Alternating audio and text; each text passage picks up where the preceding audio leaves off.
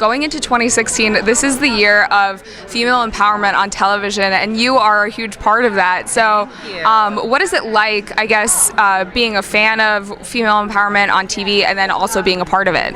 Well, I think that, that's the great thing about Restaurant Startup is that, it's a business show and we're giving young entrepreneurs or upstart aspiring chefs really a chance of a lifetime, because it's not just the guidance and mentorship, but it's real dollars. We're investing our money. And so, I've been doing this for a long time, and I love being a female boss, and, and I love being in a part of my career where, I can also, it's a gift to be able to help other people. And so I love this business, and, it's nice to see people with that same kind of passion. Yeah. But entrepreneurs, typically, it is a male-dominated industry, especially in restaurants. And so I think it's cool to see you doing that. But also, I heard that the restaurant industry specifically has the hardest rate for having a successful restaurant workout. So is that something that you guys address on the series?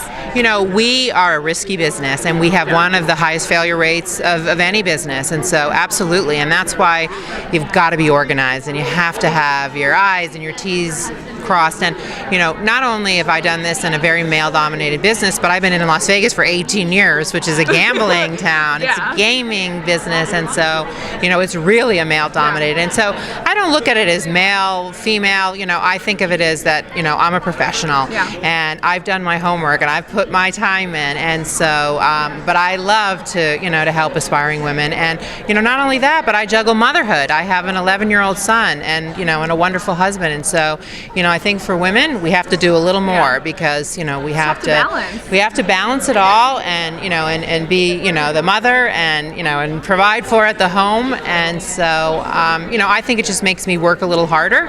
And so I'm proud I'm a proud woman entrepreneur.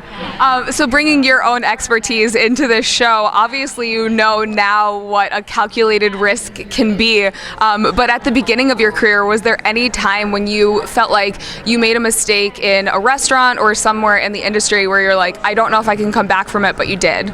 I was really conservative, and I spent a lot of years working with people who I found great mentors: Steve Wynn, Sirio Maccioni, people that are considered the best of the best in the industry. And so it was a long time before I went out on my own with my then partner Carrie Simon, to open our first restaurant at the Hard Rock. And so I think by taking that conservative approach and making sure that I had I had worked in kitchens, I had worked front of the house, I had worked on the supply side, I really mitigated that risk by the experience. And so, not everybody can do that. But I think,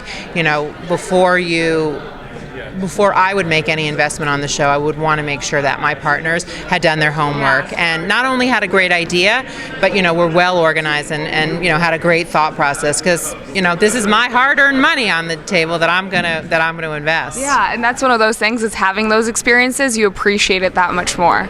Well, thank you so much for talking to us. Congratulations on the show, and good luck with everything in the future.